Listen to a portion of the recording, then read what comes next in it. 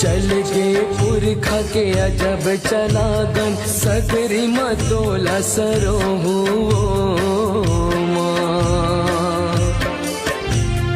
सगरी मतोला सरो हो मैया, सगरी मतोला सरो हो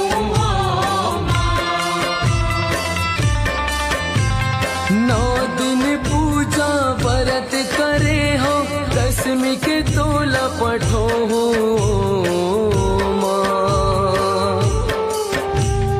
चल के पुरखा के अजब चलागन सगरी मतोला सरो